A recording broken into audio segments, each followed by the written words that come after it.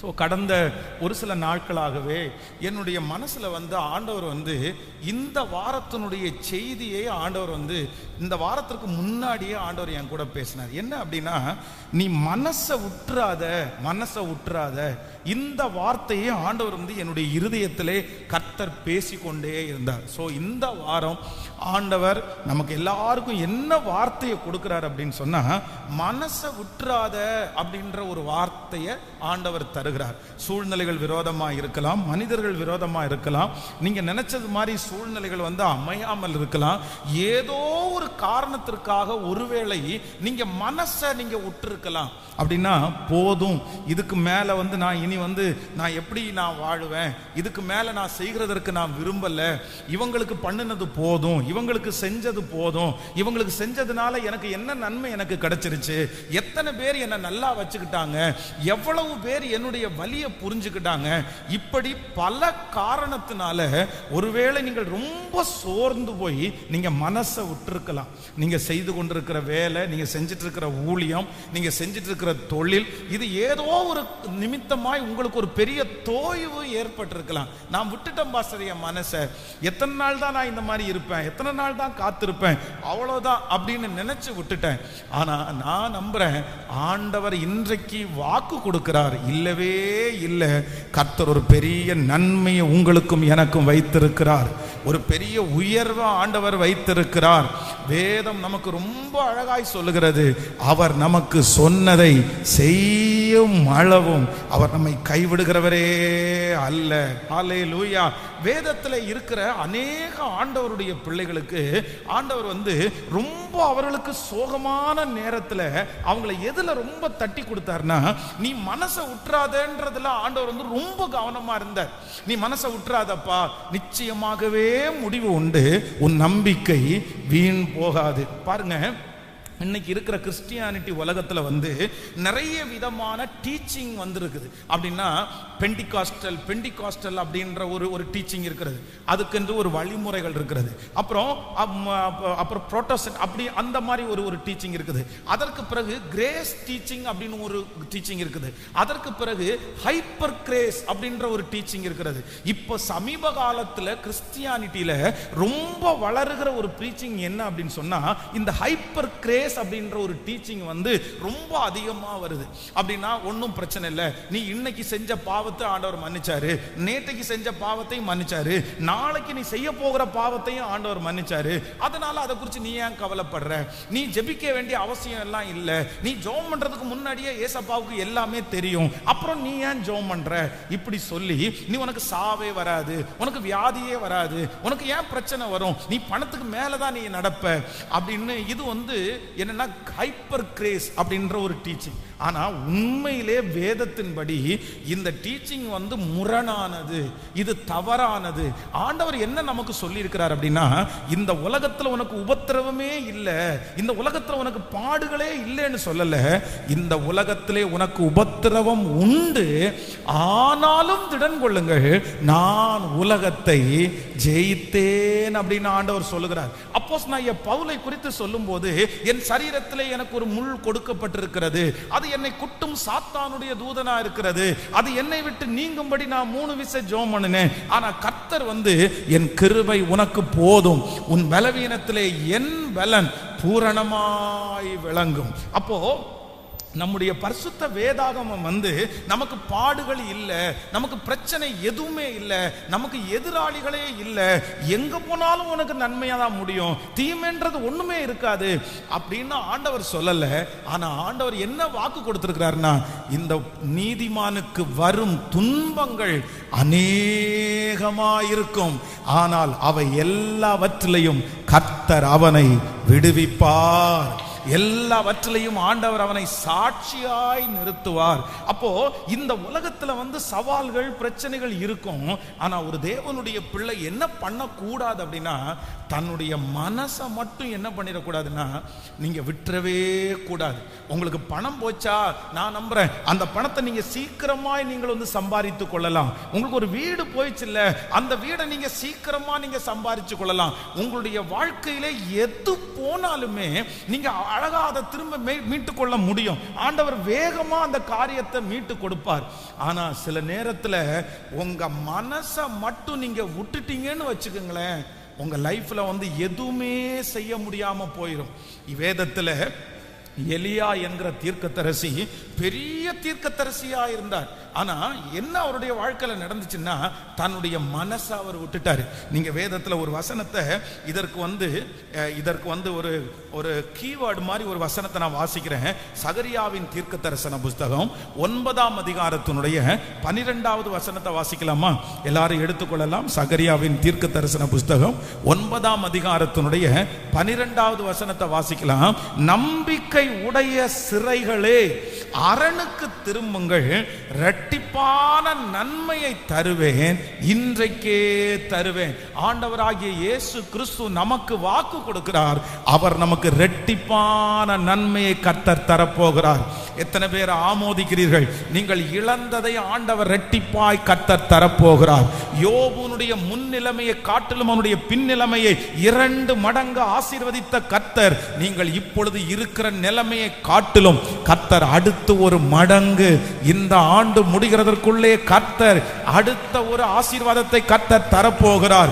இரட்டிப்பான நன்மை உங்களுக்கு வரப்போகிறது. நீங்கள் இழந்தது உங்களுக்கு இரட்டிப்பாய் கிடைக்க போகிறது. எத்தனை பேர் ஆமோதிக்கிறீர்கள்? நீங்கள் உங்களுடைய கை விட்டு போனதை ஆண்டவர் 2 மடங்கு ஆண்டவர் தரப்போகிறார்.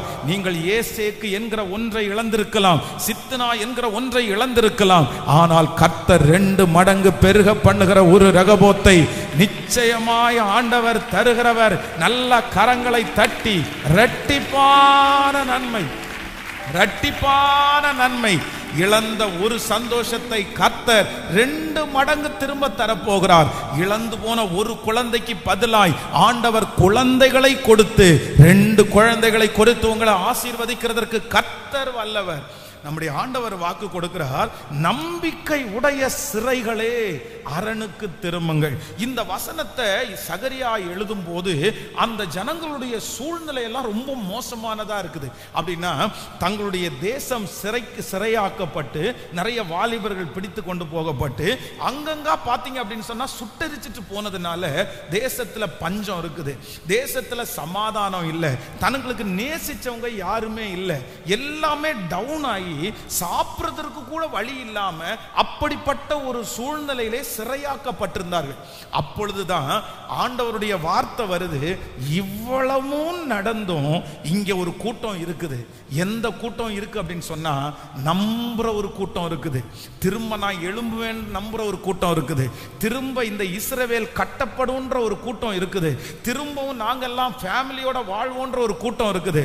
அவர்களை பார்த்துதான் தீர்க்கதரிசி தீர்க்க தரிசனத்தை உரைக்கிறார். நம்பிக்கை உடைய சிறைகளே, நீங்கள் அரணுக்கு திரும்புங்கள், இரட்டிப்பான நன்மையை தருவேன், இன்றைக்கே தருவேன். மறுபடியும் உன் வீடு கட்டப்படும், நான் விழுந்து போன தாவீதின் கூடாரத்தை திரும்ப எடுப்பித்து கட்டுவேன். உங்க நம்பிக்கை கர்த்தர் ஹானர் பண்றாரு. உங்க நம்பிக்கையின்படி நடக்கும். நீங்கள் விசுவாசித்த அந்த காரியத்தை கர்த்தர் செய்ய வல்லவர். நம்புறவங்க நல்ல கரங்களை தட்டி, இவ்வளவு சூழ்நிலையிலே இருந்தும், இவ்வளவு அவமானத்திலே இருந்தும், இவ்வளவு பாடுகளுக்குள்ளே இருந்தும், இத்தனை பேர் பேசியும் இன்றும் உங்களுக்குள்ளே சிலருக்குள்ள நம்பிக்கை இருக்கிறது. சொந்தங்கள் அத்தனை பேசியும் உங்களுக்குள்ள ஒரு நம்பிக்கை இருக்குது. என்னைக்காவது ஆண்டவர் உங்களை எடுப்பார், என்றைக்காவது ஆண்டவர் என்னை தூக்கி விடுவார் என்கிற நம்பிக்கை இருக்கிறது. உங்களை பார்த்து தான் கர்த்தர் வாக்கு கொடுக்கிறார். நம்பிக்கை உடைய சிறைகளே, அரணுக்கு திரும்புங்கள், இரட்டிப்பான நன்மையை. ஆமே, நான் விசுவாசிக்கிறேன். அந்த நம்பிக்கை உடைய சிறைகளாய் ஆண்டவர் மாற்றுகிறவர். ஆமென். அப்போ இந்த நம்பிக்கை, இந்த சூழ்நிலையிலையும் அவங்களுக்கு நம்பிக்கை இருக்குன்னா, அவங்களுடைய மனசை அவங்க என்ன பண்ணலைன்னா, அவங்க ஒரு நாளும் விடவே இல்லை. வேதத்துல 38 வருடமாய் வியாதியாய் இருக்கிற ஒரு மனுஷனை குறித்து நம்ம வேதத்துல வாசிக்கிறோம். அந்த மனுஷனை குறித்து பெதஸ்தா என்கிற ஒரு குளத்தின் கரையிலே அந்த மனுஷன் படுத்து கிடக்கிறான். நீங்கள் யோவான் எழுதின சுவிசேஷம் 5ஆம் அதிகாரத்தினுடைய நீங்க 1வது வசனத்திலிருந்து வாசிச்சீங்கன்னா அதனுடைய ஃபுல் ஸ்டோரியும் தெரியும். இந்த இடத்துல பெதஸ்தான்ற ஒரு குளம் இருக்குது. ஆனா இந்த பெதஸ்தா குளத்துக்கு பெரிய ரூல்ஸ் அண்ட் ரெகுலேஷன் எல்லாம் ஒண்ணுமே இல்லை. முன்னாடி வர்றவங்களுக்கு தான் சீட்டு, பின்னாடி வர்றவங்களுக்கு கிடையாது. லைனா நில்லுங்க, டோக்கனை வாங்கிருங்க, அந்த டோக்கன் பிரகாரமா தான் விட முடியும், டோக்கன் பெறவங்க ஃபர்ஸ்ட் குதிக்கலாம். இந்த ரூல்ஸ் அண்ட் ரெகுலேஷனும் அங்க இல்லை. ஆனா அங்க இருக்கிற ஒண்ணே ஒண்ணு என்ன அப்படின்னு சொன்னா, அந்த குளத்தினுடைய கரையில எப்பேற்பட்ட நிறைய வியாதிஸ்தர்கள் படுத்து கிடக்குறாங்க. அந்த தூதன் அந்த குளத்தை கலக்கும் போது யார் முன்னாடி யார் முதல்ல கால் வைக்கிறாங்களோ அவங்க சுகப்படுவாங்க. அவங்களுக்கு எப்பேற்பட்ட வியாதி ஆனாலும் சரியாகும். ஆனா 38 இயர்ஸ் இந்த மனுஷனுக்குள்ள எந்த நம்புறதற்கான வழியுமே கிடையாது, நம்ப முடியாது. ஏன் அப்படின்னா இந்த மனுஷனை கொண்டு போய் விடுவதற்கு யாருமே இல்லை. நினைச்சு பாருங்க, கொண்டு போய் விடுவதற்கு யாரும் இல்லை. இவன் போறதுக்கு முன்னாடி இன்னொருத்தன் கடந்து போயிடறான். 38 வருஷமா இப்படி இருந்தா யாராலையும் அவ்வளவு நம்பிக்கையா இருக்க முடியாது. அவ்வளவுதான், மனசை விட்டுட்டு என்ன எத்தனை நாள் ட்ரை பண்றது? நம்ம இத்தனை வருஷமா இனி இருந்து என்ன பண்ண போறோம்? நம்மளால முடியாத ஒண்ண நம்ம எதுக்கு கொண்டிருக்கிறோம்? ஆனா 38 வருடமாய் மனசையே விடாம என்னைக்காவது ஒரு நாள் ஒரு அற்புதம் தனக்கு உண்டாகும் என்று நம்பிக்கையோட காத்திருந்த அந்த மனுஷனை தேடி அருள்நாதர் இயேசு வருவாரானால் நான் விசுவாசிக்கிறேன், உங்க மனசை மட்டும் விடாதீங்க. நான் எத்தனை நாளா பிரயாசம் எடுக்கிறேன், நான் எவ்வளவு நாளா முயற்சி எடுக்கிறேன். ஐயோ நான் சோர்ந்து போயிட்டேன் பாஸ்டர், இனி விட்டுருங்க.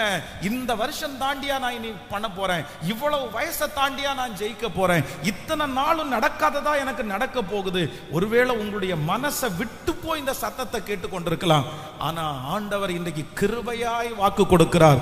38 வருடமாய் மனசை விடாம நிச்சயமா ஒரு முடிவு எனக்கு உண்டு, நிச்சயமா எனக்கு ஒரு அற்புதம் நடக்கும், நிச்சயமா இந்த இடத்தை விட்டு நான் ஒரு நாள் போவேன், இந்த படுக்கையை விட்டு நான் எழும்பி நடப்பேன் அப்படின்னு தன்னுடைய மனதுக்குள்ளே விசுவாசத்தோட காத்திருந்த ஒரு மனுஷனுக்கு ஒரு அற்புதம் நடக்குமானால், கர்த்தருடைய பிள்ளையே உங்களுக்கு ஒரு அற்புதம் நடக்கும், உங்களுக்கு ஒரு மிராக்கலை கர்த்தர் செய்வார். இந்த காரியம் உன்னை விட்டு போனதுனால நீ மனசை விட்டுற வேண்டாம், இந்த அவமானத்தினால உங்க மனசை விட்டுற வேண்டாம், இந்த ரிஜெக்ஷனால உங்க மனசை விட்டுற வேண்டாம். கர்த்தர் சொல்லுகிறார், நீ எழும்பி போரடிக்கிற நாள் வந்தது, உங்களை பயன்படுத்த போகிற நாள் வந்தது. உங்க மேல ஆண்டவருடைய ஒரு பெரிய திட்டம் இருக்குது, ஆண்டவருடைய ஒரு பெரிய நோக்கம் இருக்கிறது. அதற்காக தான் ஆண்டவர் உங்களை ஜீவனோட வைத்திருக்கிறார். மரணத்திற்கும் உங்களுக்கும் நிறைய பேருக்கு ஒரு அடி தூரம் கூட இல்ல. நீங்க மரிச்சு போக வேண்டிய சூழ்நிலை எத்தனையோ வந்துச்சு, எத்தனையோ எதிரிகள் உங்களுக்கு எதிராய் எழும்பினார்கள். ஆனா எல்லாவற்றிலிருந்தும் கர்த்தர் உங்களை தப்பிச்சு வச்சிருக்கிறார்னா, கர்த்தர் வாக்கு கொடுக்கிறார், உன் மேல நான் ஒரு பெரிய திட்டத்தை வச்சிருக்கிறேன், நீ மனசை தளர விட வேண்டிய அவசியமே இல்லை, உங்களுக்கு கொடுக்காதது எதுவுமே இல்லை. இதுவரையிலையும் ஆண்டவருடைய அற்புதத்தை நீங்களும் நானும் 1000-ஆ பார்த்திருக்கிறோம். ஹல்லேலூயா.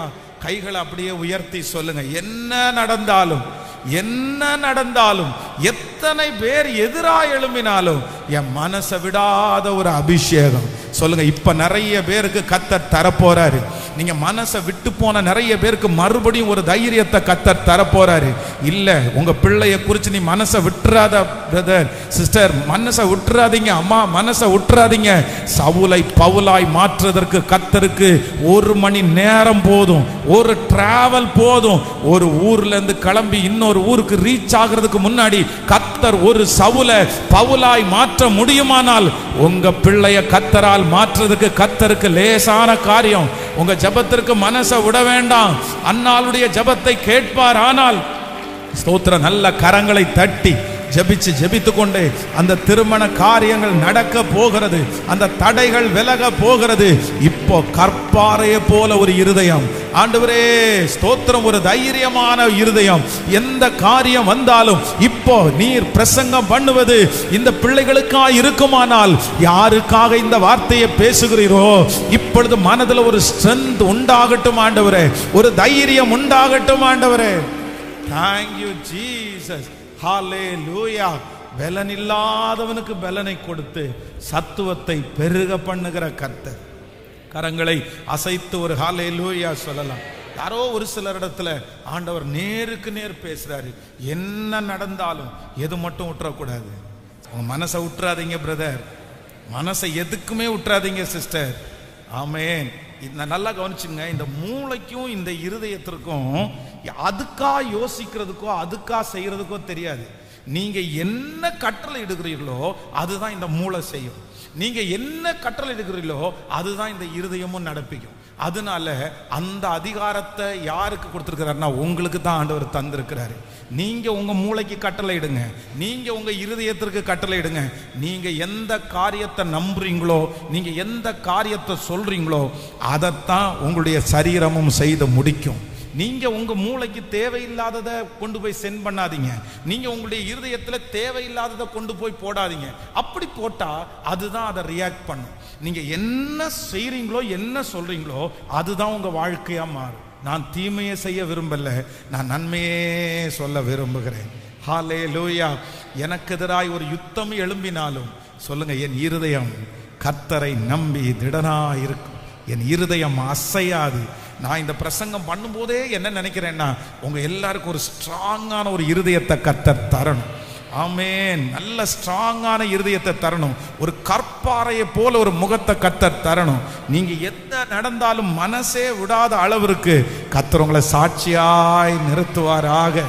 ஜெபிக்கிற எத்தனை பேர் ஜெபத்தோட கேட்குறீங்க சொல்லுங்க. நான் மனசை, வாலிப தம்பி நீ மனசே விடாத. நீ எதுக்கு மனசு விடுற? ஆண்டவர் இன்னும் உன்னை கொண்டு நிறைய செய்ய வல்லவர். ஹல்லேலூயா.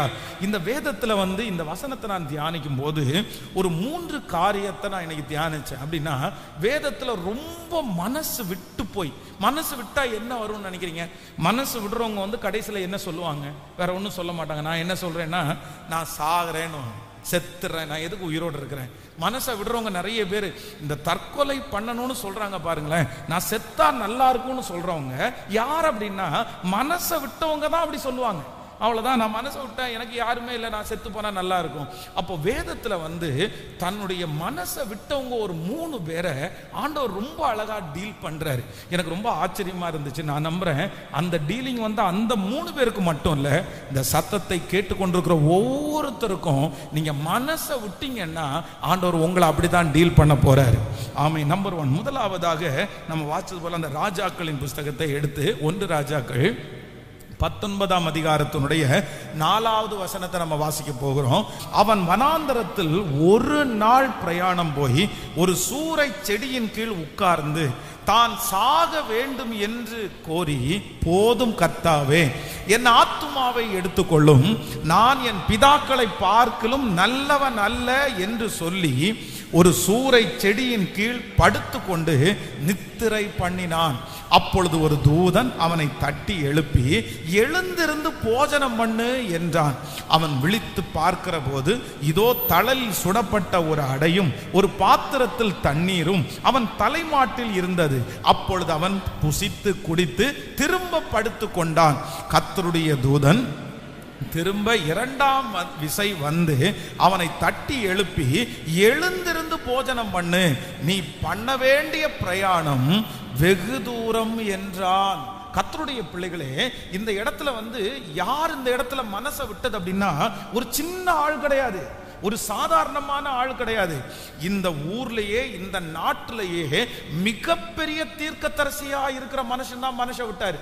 அப்படின்னா இவர் தன்னுடைய உடன் ஊழியர் கேட்கிறாரு, நீர் எடுத்துக்கொள்ளப்படும் போது நான் உம்முடைய ஆவி எனக்கு ரெட்டிப்பா வேணும்னு கேட்கும்போது, ரெட்டிப்பா தர்றேன், நான் எடுத்துக்கொள்ளப்படும் போது நீ என்னை கண்டால் அந்த ரெட்டிப்பான ஆசீர்வாதம் கிடைக்கும். அப்போ அவர் எடுத்துக்கொள்ளப்படும் போது அவருடைய தோல்ல இருந்து விழுந்த சால்வை, அந்த சால்வையை எடுத்து அடிச்சா அப்படியே யோர்தான் 2ஆக பிரியுது.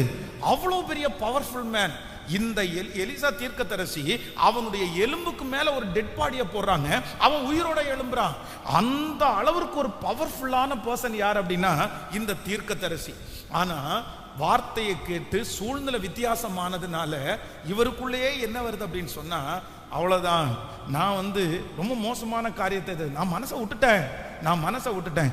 ஏன் ஆண்டவரே நீர் இப்படி அனுமதிச்சீங்க? எதுக்கு ஆண்டவரே நீர் அனுமதிச்சீங்க? ஒரு காலத்துல நான் சவால் விட்டேன்ல, ஒரு காலத்துல நான் எதிர்த்து பேசினேன் இல்ல. இந்த சத்தத்தை கேட்கிற நீங்க வந்து ஒருவேளை இந்த தீர்க்கதரிசியை போல மனசை விட்டு இருக்கலாம். பாஸ்டர், என் சொந்தக்காரங்களுக்கு நிறைய பேருக்கு ஆண்டவரை பற்றி நான் சொல்லும் போது வைராக்கியமா நான் சொன்னேன்.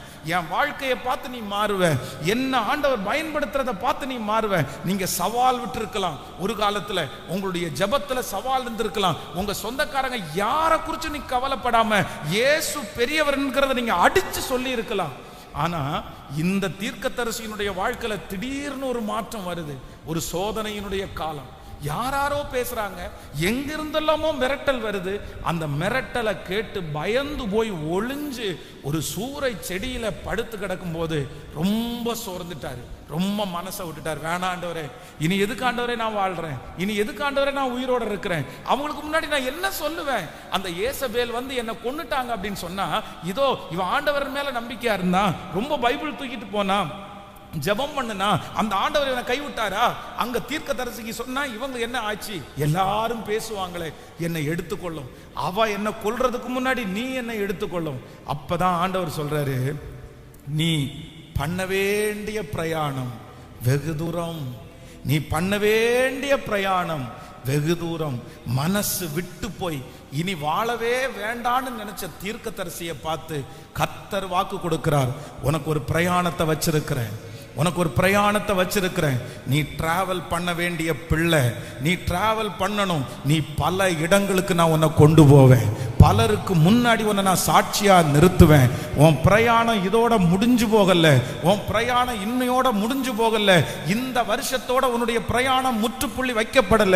உன்னை கொண்டு நான் செய்ய போகிறது, உன்னை கூட்டி கொண்டு போகிற பாதை, உன்னை கூட்டி கொண்டு போகிற இடம் கொஞ்சம் இடம் இல்லை. கர்த்தர் வாக்கு கொடுக்கிறார், நீ பண்ண வேண்டிய பிரயாணம் வெகு தூரம், நீ பண்ண வேண்டிய பிரயாணம் வெகு தூரம்.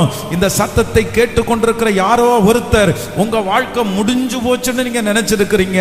ஆமே, நான் மனசை விட்டுட்டேன், இதுக்கு மேல நான் எழும்ப மாட்டேன், இதுக்கு மேல யாரும் என்னை எழும்புறதற்கு அனுமதிக்காதீங்க, போதும்னு சொல்லலாம். ஆனா கர்த்தர் வாக்கு கொடுக்கிறார், இல்ல, கர்த்தர் வாக்கு கொடுக்கிறார், நீ போக வேண்டிய தூரம் வெகு தூரம். நம்புறவங்க கரங்களை தட்டி முழு பலத்தோடு, நீ போக வேண்டிய தூரம் வெகு தூரம், நீ பண்ண வேண்டிய பிரயாணம் இன்னும் நிறைய இருக்குது. ஹல்லேலூயா. கர்த்தர் உங்களுடைய ஓட்டத்தை ஆண்டவர் நியமிக்கிறார்.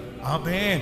நீங்க போதும்னு நினைப்பீங்க, நீங்க இதுக்கு மேல இல்லைன்னு நினைப்பீங்க, அவ்வளவுதான் நினைப்பீங்க. ஆனா ஆண்டவர் என்ன சொல்றாருன்னா, நீ பண்ண வேண்டிய பிரயாணம் வெகு தூரம், நீ பண்ண வேண்டிய பிரயாணம் வெகு தூரம், வெகு தூரம். எனக்கு நான் வந்து தீர்க்க தரிசனமா நான் நம்புறேன்.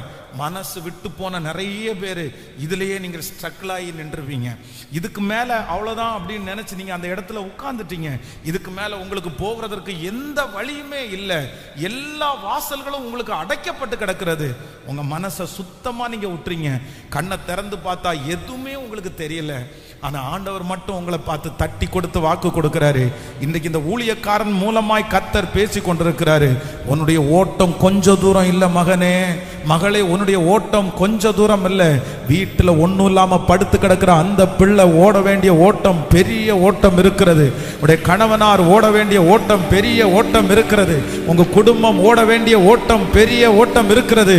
நல்ல கரங்களை தட்டி அந்த ஆவியானுடைய மகிமை, அந்த ஆவியானுடைய மகிமை, அந்த ஆவியானுடைய மகிமை அன்றைக்கு தீர்க்கதரிசிக்கு கர்த்தர் ஆமென் அந்த போஜனத்தை கொடுத்து அந்த பரிசுத்த ஆவியானவராகிய தண்ணீரை ஊற்றினது போல வார்த்தையும் அபிஷேகத்தையும் கர்த்தர் உங்களுக்கு தரப்போகிறார். இல்ல, இதோட ஸ்ட்ரகிள் ஆகாது, இதோட நிற்காது. இந்த நதி இதோடு நிற்க போவது இல்லை, இந்த நதி, இந்த ஆறு இதோட நிற்க போகிறது இல்லை.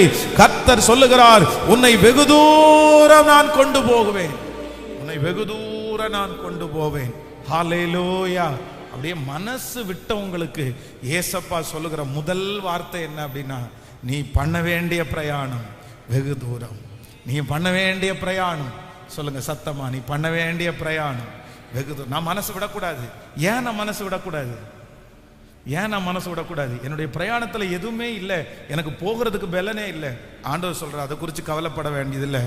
ஒன்று ஆண்டவர் உங்களை நடத்தி கூட்டிகிட்டு போவார், இல்லைன்னா கர்த்தர் உங்களை பறக்க வச்சு கூட்டிகிட்டு போவார். எத்தனை பேர் ஆமோதிக்கிறீர்கள்? நீங்க நடக்கிறதுக்கு பலன் இருக்கிற வரைக்கும் நீங்க நடந்து போவீங்க. நீங்க நடக்கிறதுக்கு பலன் இல்லாத போது தூதர்கள் தங்கள் கைகளிலே ஏந்தி கொண்டு சுமந்து கொண்டு, ஆவியானவர் உங்களை சுமந்து கொண்டு, நம்புறவங்க ஆமென் ஹல்லேலூயா. என்னை சுமந்து கொண்டு போகிறவர் கர்த்தர், என்னை நடத்துகிறவர் கர்த்தர். ஹல்லேலூயா ஆமென். நாம் ஆராதிக்கிற ஆண்டவர் பெரிய தேவன்.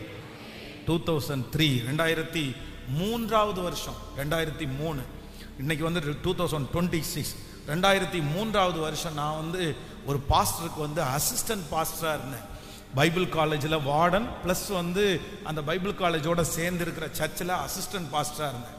அந்த சர்ச்சை நடத்திட்டு இருந்தவங்க பாஸ்டர் ஏசுபாலையா, இன்னைக்கும் அவங்க இருக்கிறாங்க, இன்னைக்கும் ஊழியம் செய்கிறாங்க. அவங்களுக்கு உடன் ஊழியராக இருந்தேன். அப்போ திடீரென்று அந்த பாஸ்டர் சர்ச்சில் ஜாயின் பண்ணி ஒரு 6 months, ஒரு 6 மாதம் இருக்கும். டக்குன்னு அவங்களுக்கு 2 காலம் நடக்க முடியாமல் போயிடுச்சு. 2 காலம் நடக்க முடியல. திடீர்னு டக்குன்னு அந்த வேலை, சர்ச்சு வேலை ஒரு பக்கத்தில் நடந்துட்டு இருக்குது, அவங்க 2 காலுமே நடக்க முடியாமல் ஆயிடுச்சு. அப்புறம் ஒரு ஸ்ட்ரக்சரில் உட்கார வச்சு அவங்கள கொண்டு போய் இந்த கேஜிஎம்எஸ் ஹாஸ்பிட்டலில் அட்மிட் பண்ணுறோம். நான் தான் அவங்க கூட இருக்கிறேன். கூட இருக்கும்போது சரி ஏதோ சாதாரணமாக ஒரு பலவீனமாக இருக்கும் அப்படின்னு நினச்சிட்டு அவங்கள அட்மிட் பண்ணுறோம். அட்மிட் பண்ணி நிறைய டாக்டர்ஸ் பார்த்துட்டு போகிறாங்க. அதுக்கப்புறம் அவருடைய காலில் ஸ்கேன் எல்லாம் பண்ணாங்க. அப்புறம் பெரிய டாக்டர் ஒருத்தர் பார்க்குறாரு. பார்த்துட்டு அவர் நானும் கூட நிற்கிறேன். அவர் தட்டி பார்க்குறாரு. 2 முட்டிக்கு மேலேயும் கையை வச்சு அவர் சொல்கிறார். அவர் ஒரு ஃபாரின் ஒரு நோயினுடைய பேர் சொன்னார். எனக்கு அது மறந்துச்சு. அது ஒரு நோயினுடைய பேர் சொல்லி, உங்களுக்கு இந்த 2 முட்டியுமே கலண்டுருச்சு, அதில் உள்ள இருக்கிற அந்த லிக்விட் மாதிரி ஒன்று இருக்கும், அதுதான் அந்த பாலை சுற்றி போக பண்ணும். அந்த லிக்விட் ஃபுல்லாகவே உறிஞ்சு அது ஃபுல்லாக ட்ரை ஆயிடுச்சு. அதனால உங்களுக்கு 2 காலுமே ஆப்ரேஷன் பண்ணணும். ஸோ ஆப்ரேஷன் பண்ணி முடிச்சதற்கு பிற்பாடு நீங்கள் நடப்பீங்களா இல்லையான்றது எங்களுக்கு தெரியாது. அப்போ அவர் கேட்குறாரு, ஒருவேளை ஆப்ரேஷன் பண்ணி முடிச்சுட்டு எவ்வளோ நாள் நடக்கக்கூடாதுன்னா 6 மாதம் வரைக்கும் நீங்கள் நடக்க முடியாது. 6 மாதம் வரைக்கும் அதை பத்திரமா பாதுகாடும். அவ்வளோதான். அந்த டாக்டர் சொல்ல சொல்ல சொல்ல பாஸ்டருடைய முகம் வித்தியாசமாக மாறுது. பாஸ்டருக்கு ரொம்ப கஷ்டமாக இருக்குது. ஏன்னா அவருக்கு 3 பெண் பிள்ளைகள் இருக்கிறாங்க. அந்த பிள்ளைகளை வளர்த்தணும். அந்த பிள்ளைகள் எல்லாமே சின்ன பிள்ளைங்களா இருக்காங்க. கடைசி பிள்ளை பார்த்தீங்கன்னா ரொம்ப குட்டி குளம். அப்படியே பாஸ்டருடைய கண்ணெல்லாம் அப்படியே நிறையுது. எனக்கும் எதுவுமே சொல்ல முடியல, என்னென்னமோ சொல்றாங்க. அப்படியே ரொம்ப துக்கத்தோடு இருக்கும்போது பாஸ்டர் சொன்னார், நீ கொஞ்ச நேரம் வெளியே இருங்க பென்ஸ், நான் உங்களை கூப்பிடுறேன் அப்படின்னு சொன்னார். சரி, பாஸ்டர் ரொம்ப வருத்தப்படுறாரு, ஏதோ அவர் ஜெபம் பண்ண தான் போறாரு அப்படின்னு சொல்லிட்டு நானும் வெளியே இருந்தோம். நாங்கள் எல்லாரும் சபையாரா சேர்ந்து ஜெபம் பண்றோம். பாஸ்டர் ஜெபம் பண்ணிட்டே இருக்கிறாங்க. அப்படியே ஒவ்வொரு நாளும் ஜெபம் பண்ணிட்டே இருக்காங்க. திடீரென்று அவ்வளோதான், எல்லாமே முடிஞ்சிருச்சு. அவரை இன்னும் திரும்பி எப்படி ஊழியம் செய்வோம், எப்படி அந்த ஊழியத்தை நடத்துவோம், எல்லா வாசல்களும் அடைக்கப்பட்டது மாதிரி இருக்கு. அந்த சர்ச்சே கண்ணீர் விடுது. பாஸ்டர் ஃபேமிலி எல்லாருமே ரொம்ப துக்கத்தில் இருக்கிறோம். ஆனால் திடீரென்று ஒரு 6-7 நாட்கள் இருக்கும். முடிஞ்ச உடனே அந்த டாக்டர் திரும்ப ஒரு டைம் டெஸ்ட் பண்ணுறாங்க. டெஸ்ட் பண்ணும்போது அவங்க சொல்கிறாங்க, என்ன சொல்கிறாங்கன்னு தெரியுமா? சார், அன்னைக்கு செக் பண்ணும்போது அப்படி இருந்துச்சு, ஆனால் இப்போ அப்படியே மாறிடுச்சு, என்ன நடந்துச்சுன்னு எனக்கு தெரியல, பரவாயில்ல, உங்களுக்கு கம்ப்ளீட்டாக நார்மல் ஆகும், நீங்கள் கொஞ்சம் இந்த மாத்திரையை மட்டும் சாப்பிட்டு நீங்கள் கொஞ்சம் ரெஸ்ட் எடுத்துட்டீங்கன்னா போதும் அப்படின்னு சொல்லி இன்னைக்கு பாருங்கள் 2003, இன்னைக்கு 2026, இத்தனை இயர் அந்த இடத்துல அந்த தேவ மனுஷன் ஊழியம் செஞ்சுட்டு தான் இருக்காரு. என் கண்ணுக்கு முன்னாடி ஊழியம் செஞ்சுட்டு தான் இருக்கிறாரு. அவர் போக வேண்டிய தூரம் சின்ன தூரம் அல்ல, அவர் போக வேண்டிய தூரம் வெகு தூரம். மகனே, உன் மனசை விட்டுறாத. வாலிப தம்பி, உன் மனசை விட்டுறாத. வாலிப தங்கச்சி, உனக்கு மனசை விட்டுறாத. பரிசுத்தவான்களுக்கு வராத பிரச்சனை உனக்கு வரல, நீதிமான்களுக்கு வராத பிரச்சனை உனக்கு வரல, ஆண்டவருடைய பிள்ளைகளுக்கு வராத பிரச்சனை உனக்கு வரல. இதுவரையிலும் யாரும் கடக்க முடியாத பாதையெல்லாம் நீ கடக்கல. மேகம் போன்ற திரளான சாட்சிகள் அந்த பாதையை கடந்திருக்காங்க. நமக்கு முன்னாடி நடந்த பரிசுத்தவான்கள் எத்தனையோ பேருக்கு இதை விட பெரிய பெரிய சூழ்நிலைகள் வந்த போதிலும் அவங்க மனசு சோர்ந்து போகவே இல்லை. அவர்களுக்குள்ள ஒரு பெரிய நம்பிக்கை இருந்துச்சு. நாம் போக வேண்டிய தூரம் சின்ன தூரம் இல்லை, நாம் போக வேண்டிய தூரம் வெகு தூரம். இன்றைக்கு வாலிப தம்பி தங்கச்சி ஒன்ன பார்த்து ஆண்டவர் சொல்றாரு, பிரதர் சிஸ்டர் உங்களை பார்த்து சொல்றாரு, உங்களுடைய தூரம் இன்னும் வெகு தூரம். ஆண்டவர் வெகு தூரம் உன்னை பிரயாணம் பண்ண கொண்டு போகிறார். நீ வெகு தூரத்திற்கு சாட்சியாய் மாற போகிறீர்கள். உங்களுடைய சின்ன தூரம் அல்ல, கர்த்தர் உங்களை நடத்தி கொண்டு போகிற பாதை, நீங்கள் நடக்கிற இடமெல்லாம் கர்த்தருக்கு சொந்தமாகும். நீ கால் மிதிக்கிற இடம் கர்த்தருக்கு சொந்தமாகும். நீ கால் எடுத்து வைக்கிற அந்த காரியம் நடக்கும். ஆமென். இந்த சூழ்நிலை சீக்கிரமாய் முடிவிற்கு வரும். இந்த அவமானம் சீக்கிரமாய் முடிவிற்கு வரும். இந்த கண்ணீர் சீக்கிரமாய் முடிவிற்கு வரும். ஓ ஹalleluya. இந்த குறைவு சீக்கிரமாய் முடிவிற்கு வரும். ஆவியானவர் நேருக்கு நேர் பேசி கொண்டிருக்கிறார். உன் மனசை விட்டுறாத, உன் மனசை விட்டுறாத. ஒரு பெரிய வாழ்க்கை உனக்கு முன்பாக காத்து கொண்டிருக்கிறது. ஒரு பெரிய பிரயாணம் உனக்கு முன்பாய் காத்து கொண்டிருக்கிறது. நீ அதை இழக்கணும்னு சத்துரு நினைக்கிறான். ஆனா கர்த்தர் உன்னை விடக்கூடாது என்கிற ஒரு நோக்கத்திற்காக தான் இன்றைக்கு உங்களோடு பேசி கொண்டிருக்கிறார். அந்த பிரயாணத்திற்கு ஆயத்தப்படு, அந்த பிரயாணத்திற்கு ஆயத்தப்படு, அந்த பிரயாணத்திற்கு ஆயத்தப்படு. ஹalleluya. நற்கிரியை செய்கிறவர் முடித்து தீர்க்கும் மட்டும் நம்மை கைவிடுவதே இல்லை. கைகளை அசைத்து ஆமென் சொல்லலாம். ஸோ நம்பர் 1, முதலாவதாக ஆண்டவர் அப்படியே மனசை விடுறவனை பார்த்துட்டு சரி போ அப்படியே போ அப்படின்னு விட்டுறாம அவன்கிட்ட சொல்றார், நீ மனசை விடக்கூடாது. ஏன் அப்படின்னா நீ பண்ண வேண்டிய பிரயாணம் இன்னும் நிறைய இருக்கு. அதனால நீ என்ன விட்டுறாத, சத்தமா மனசை விட்டுறாத, மனசை விட்டுறாத. என் மனமே நீ எங்கேயும் போகாத, உன்னை நடத்துகிறதுக்கு ஒரு மீட்பர் இருக்கிறார். ஹalleluya. விசுவாசிக்கிறீங்களா இல்லையா? இந்த செய்தி முடிச்சுட்டு போகும்போது நீங்க எப்படி போகணும் அப்படின்னு சொன்னா, ஆமென், பலவீனனும் தன்னை பலவான் என்று சொல்லுவான். எந்த சூழ்நிலைக்கும் நான் என்ன பண்ண மாட்டேன்னா மனசே விட மாட்டேன். ஸோ நம்பர் 2, இரண்டாவதாக ஒரு வசனத்தை வாசிக்கலாம். லூக்கா எழுதின சுவிசேஷம் 8ஆம் அதிகாரத்தினுடைய 49வது வசனத்தை வாசிக்கலாமா? லூக்கா எழுதின சுவிசேஷம் 8ஆம் அதிகாரம் 49வது வசனத்தை வாசிக்கலாம். அவர் இப்படி பேசிக்கொண்டு இருக்கையில் ஜெப ஆலய தலைவனுடைய வீட்டிலிருந்து ஒருவன் வந்து அவனை நோக்கி, உம்முடைய குமாரத்தி மரித்து போனாள், போதகரை வருத்தப்படுத்த வேண்டாம் என்றாள். நல்லா கவனிச்சுக்கோங்க ஆண்டவருடைய பிள்ளைகளே. இந்த இடத்துல யவீரு என்கிற ஒரு மனுஷன் என்ன பண்றாரு அப்படின்னா, மனசை சுத்தமா அவர் மனசை விட்டுட்டார். ஏன் மனசை விட்டுட்டார் அப்படின்னா, தன்னுடைய பிள்ளை மரண அவஸ்தையிலே இருக்கிறாள். அப்படின்னா செத்துருவா, இன்னும் கொஞ்சம் நேரத்துக்குள்ள இறந்துருவா. அவ இறந்துருவா அப்படின்னு சொல்லி ஊர்ல இருக்கிற நிறைய பேர் சாவுக்கு வந்துட்டாங்க. அதே போல மோளம் அடிக்கிறவங்க, கூச்சல் போடுறவங்க, அந்த பாட்டு பாடுறவங்க, இவங்க எல்லாருமே ரெடியா இருக்கிறாங்க. ஏன்னா எல்லாருக்கும் என்ன தெரிஞ்சு போயிடுச்சு அப்படின்னு சொன்னா, இவ செத்துருவா, இவ மரிச்சிருவா, அவ்வளவுதான், இவ இனி உயிரோடு வர்றதுக்குன்றது கஷ்டம் அப்படின்னு. அப்போ ஒரு மரண வீட்டுல, ஒரு துக்க வீட்டுல யாரு ரொம்ப முக்கியம்னா, அந்த துக்க வீட்டுல ரத்த சம்பந்தமான உறவு ரொம்ப முக்கியம். நம்ம நிறைய பேர் அடக்க ஆராதனைக்கு போகும்போது பாத்தீங்கன்னா கல்லறை தோட்டம் வரைக்குமே பாடியை கொண்டு போயாச்சு. கொண்டு போனதுக்கு அப்புறம் அங்கேயே வெயிட் பண்ண சொல்லுவாங்க. பாஸ்டர் ஒரு 5 மினிட்ஸ் வெயிட் பண்ணுங்க, ஒரு 10 மினிட்ஸ் வெயிட் பண்ணுங்க. ஏன் வெயிட் பண்ணுங்க அப்படின்னு சொன்னா, அவங்க சித்தி இதான் வந்துட்டு இருக்காங்க, அவங்க பெரியப்பா இதான் வந்துட்டு இருக்காங்க, பக்கத்துல வந்துட்டாங்க, ரொம்ப பக்கத்துல வந்துட்டாங்க. ஒரு டைம் அதை மூஞ்சியை பார்த்துட்டாங்கன்னா அப்புறம் அடக்கம் பண்ணிக்கலாம். அப்படியே அந்த அடக்காரதனை நிக்க வச்சிருவாங்க. அப்போ இங்க என்ன நடக்குது அப்படின்னு சொன்னா, தன்னுடைய மகள் இன்னும் கொஞ்ச நேரத்துக்குள்ள மரிச்சு போக போறா, எல்லாருமே வந்துட்டாங்க. ஆனா அவங்க மத்தியில இப்ப யாரு புறப்படுறா அப்படின்னா, யவீரு அந்த பிள்ளையினுடைய அப்பா புறப்படுறாரு, வெளியில போறாரு. எதுக்கு போறாரு அப்படின்னு சொன்னா, இயேசுவை நான் கூட்டிட்டு வரேன், இயேசு என் பிள்ளை மேல கை வைப்பாரு, கை வச்ச உடனே என் பிள்ளை சரியாயிரும். இப்போ நினைச்சு பாருங்க, அங்க இருக்கிற சுற்றி இருக்கிற அத்தனை பேரும் என்ன சொல்லி இருப்பாங்க, எவ்வளவு திட்டி இருப்பாங்க. உனக்கு இது தேவையா, உனக்கு இது வேணுமா, நீ எதுக்கு இப்படி போயிட்டு இருக்கிற, அவர் போன உடனே வந்த உடனே சரியாயிருமா, அது ஒண்ணும் இல்லை, நாங்களே வந்துட்டோம். அத்தனை எதிர்ப்புகளையும் மீறி, அத்தனை பிரச்சனைகளையும் தாண்டி இந்த யவீரு ஒரு விசுவாசத்தோட எங்க போறார் அப்படின்னு சொன்னா, இல்ல நான் எப்படியாவது நான் ஏசப்பாவை பார்ப்பேன். ஏசப்பாவை பார்த்தாச்சு, அவர் வர்றேன்னு சொல்லியாச்சு, பிரயாணத்தை ஆரம்பிச்சிட்டாங்க. ஆனா பாதி வழியில வரும்போது ஒரு நியூஸ் ஒருத்தர் சொல்றாரு, இந்த மாதிரி உம்முடைய குமாரத்தி மரித்து போனாள், இனி போதகரை இனி போதகரை வருத்தப்படுத்த வேண்டாம். அப்போ அவருடைய மனசு என்ன பண்ணுது அப்படின்னு சொன்னா, அப்படியே சுத்தமா மனசை விட்டுட்டாரு. சார், இவ்வளவு தூரம் நம்ம நடந்து வந்தோமே, இத்தனை நாள் பக்தியா வாழ்ந்தோமே, இத்தனை நாள் பக்தி வைராக்கியம் பாராட்டணுமே, அவங்களுக்கு முன்னாடி எல்லாம் நம்ம எப்படி சொல்லிட்டு வந்தோம், எந்த வார்த்தையை சொல்லிட்டு வந்தோம், இனி நான் அவங்க மூஞ்சியை எப்படி முழிக்கிறது, என்ன நினைப்பாங்க, அங்க போறவங்க அத்தனை பேரும் உனக்கு நடக்கலையா, நீ ஏசப்பாவை தேடின நடக்கலையா, உன் ஜெபம் உனக்கு திரும்பி வந்துருச்சா, உன்னுடைய ஊழியம் உனக்கு திரும்பி வந்துருச்சா, எல்லாரும் அசிங்கப்படுத்துவாங்களே, எல்லாரும் அவமானப்படுத்துவாங்களே. சோ அந்த நேரத்துல மனசே விடும்போது ஆண்டவரிடத்திலிருந்து ஒரு வார்த்தை வருது பாருங்க. இயேசு அதை கேட்டு பயப்படாதே, பயப்படாதே, விசுவாசம் உள்ளவனாயிரு, அப்பொழுது அவள் ரட்சிக்கப்படுவாள் என்றார். ஹல்லேலூயா. ஆண்டவர் எவ்வீருவை பார்த்து என்ன சொல்றார் அப்படின்னு சொன்னா, நீ மனசை விட்டுட்டப்பா, உன் மனசு ரொம்ப கஷ்டப்படுது, உன் பிள்ளை இறந்து போயிட்டான்னு நீ வருத்தப்படுற. ஆனா நான் உனக்கு ஒண்ணு சொல்றேன், நான் உனக்கு ஒண்ணு சொல்றேன். என்ன செய்ய அப்படின்னா, நீ விசுவாசம் உள்ளவனாய் இரு, நீ விசுவாசம் உள்ளவளாய் இரு.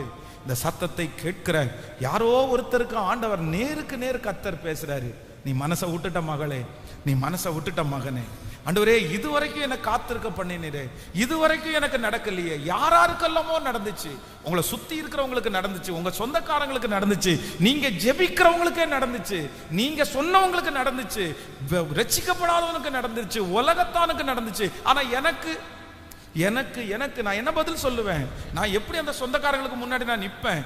நான் தலை நிமிர்ந்து நிக்கணும்னு நினைச்சேன், நான் இயேசுவை உயர்த்தணும்னு நினைச்சேன், நான் இயேசுவை மகிமைப்படுத்தணும்னு நினைச்சேன். ஆனா இன்னைக்கு அத்தனை பேரும் சொல்லி நான் கேட்கல, அத்தனை பேர் எதிர்த்தும் நான் கேட்கல.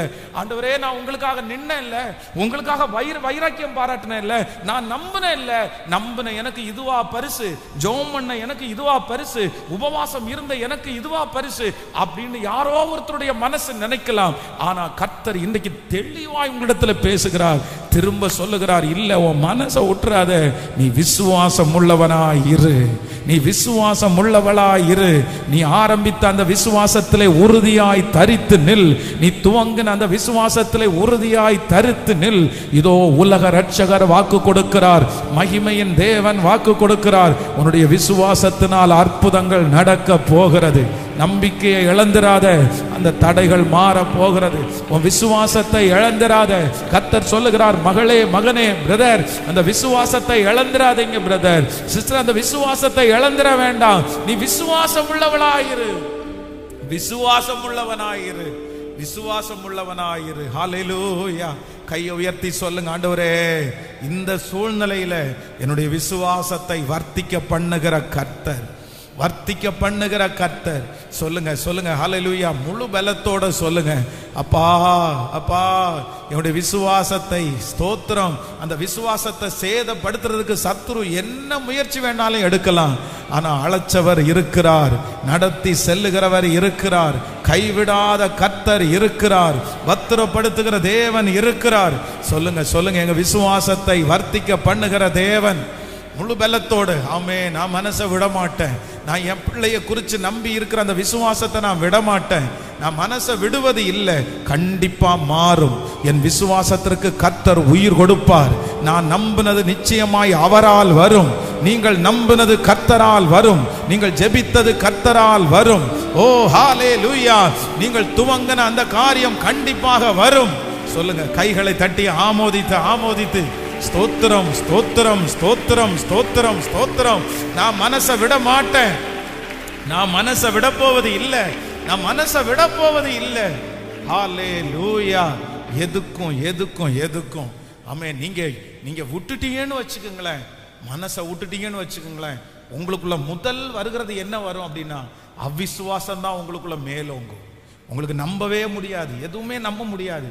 ஒரு மனுஷன் மனசை விட்டுட்டான் அப்படின்னு சொன்னா அவங்களுக்கு முதல்ல வர்றது என்ன அப்படின்னா அவிசுவாசம் தான் வரும்.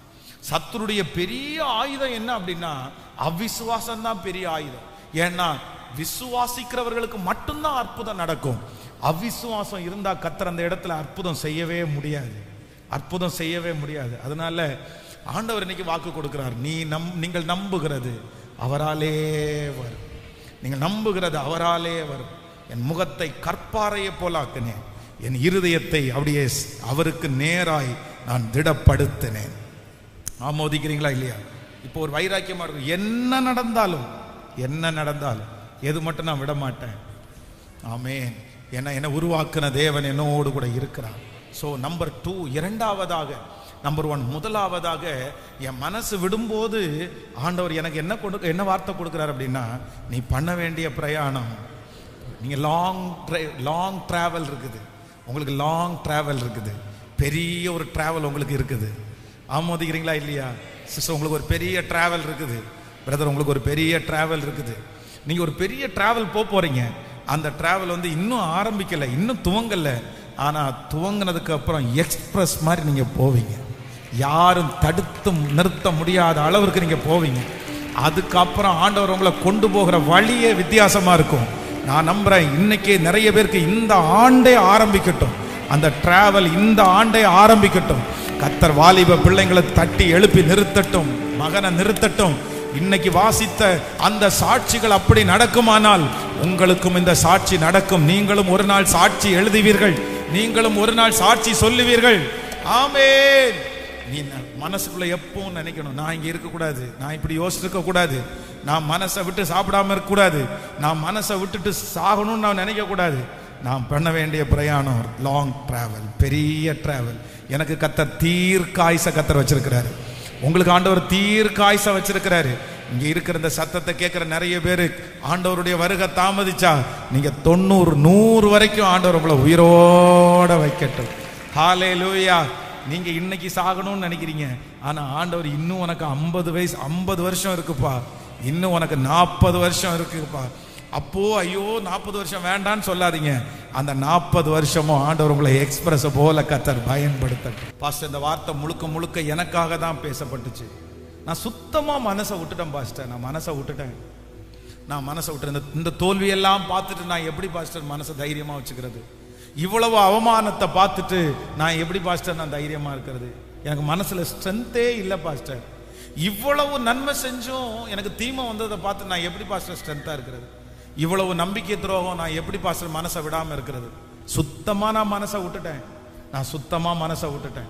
நான் என்னென்னமோ பண்ணணும்னு நினைச்சேன், என்னென்னமோ செய்யணும்னு நினைச்சேன், எப்படியோ உயரணும்னு நினைச்சேன். ஆனா இப்ப எனக்கு மனசு இடம் கொடுக்கவே மாட்டேங்குது. எனக்கு திரும்ப ஏன் வாழணும்னு தான் தோணுது, எதுக்கு இவர்களுக்காக எல்லாம் வாழணும்னு தான் தோணுது. எனக்கு மனசு இல்லை, நான் மனசை விட்டுட்டேன். ஏதோ வந்து குடும்பத்தோட சேர்ந்து சாப்பிட்றேன், ஆனா நான் குடும்பத்தோட இல்லை. ஏதோ அவங்களோட பேசுறேன், நான் ஆனா நல்லா உண்மையா பேசல, மனசை விட்டுட்டேன். என் மனைவியின் மேல நான் இருந்த மனசை விட்டுட்டேன், என் கணவர் மேல நான் இருந்த மனசை விட்டுட்டேன், என் பிள்ளைங்க மேல இருந்த மனசை நான் விட்டுட்டேன் பாஸ்டர், மனசை விட்டுட்டேன், அவ்வளவுதான். அதனாலதான் நான் சோர்ந்து போயிருக்கிறேன். யாருக்கு என்ன செஞ்சு என்ன பிரயோஜனம், யாரை நேசிச்சு என்ன பிரயோஜனம் பாஸ்டர்? சுத்தமா மனசை விட்டுட்டேன்.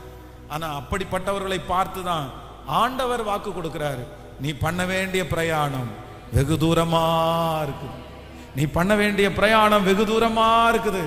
நீங்க பண்ண வேண்டிய பிரயாணம் சின்ன தூரம் அல்ல. கர்த்தர் சொல்றாரு, உன்னை நான் வேகமா புறப்பட பண்ணுவேன், உன்னை எக்ஸ்பிரஸ் போல உன்னை புறப்பட பண்ணுவேன். நீ வெகு தூரம் போக வேண்டிய நபர், வெகு தூரம் போக வேண்டிய நபர். அப்படிப்பட்டவர்களா பார்த்த ஆண்டவர் இரண்டாவது வாக்கு கொடுக்கிறாரு, நீ விசுவாசம் உள்ளவனாயிரு. நீ துவங்கின இல்ல, நீ ஆரம்பிச்ச இல்ல, அதுலயே உறுதியாரு. எப்போ வரைக்கும்? மரணம் வரைக்கும் நீ உறுதியாயிரு. நடக்குதோ நடக்கலையோ அதை பற்றி நீ கவலைப்படாத. ஒண்ணு இங்க நடக்கும், இல்லைன்னா பரலோக ராஜ்யத்துல உங்களுக்காக நடக்கும். கிறிஸ்து எனக்கு ஜீவன், சாவு எனக்கு ஆதாயம். ஹல்லேலூயா, ஆமென். மூன்றாவதாக நான் நம்புறேன், ஆண்டவர் அதான் வாக்கு கொடுக்கிறாரு, நீ மனசை விட்டுறாத. எப்போ அப்படின்னு சொன்னா, மை மிஸ்டேக், உங்களுடைய மிஸ்டேக் தான். உங்களை திருத்துகிற ஒரு தேவன் இருக்கிறார். ஒரு சில காரியத்தை அழிக்கிற ஒரு தேவன் இருக்கிறார். அவருடைய கையில ஒரு ரப்பர் இருக்குது. அவருடைய கையில இருக்கிற ரப்பர், நான் சொல்றேன், ரத்தத்தால துவைக்கப்பட்டது. அந்த ரத்தத்திற்கு ஒரு சக்தி இருக்குது. அந்த ரத்தம் எந்த அழுக்கையும் கழுவி வெண்மையாக்குகிற அந்த ரத்தத்துக்கு அவ்வளவு பெரிய பவர் இருக்குது. இயேசுனுடைய ரத்தத்துக்கு அவ்வளவு பெரிய பவர் இருக்குது. அந்த ரத்தம் ஒருத்தரை கழுவ நினைச்சா முழுக்க கழுவிரும். ஹல்லேலூயா.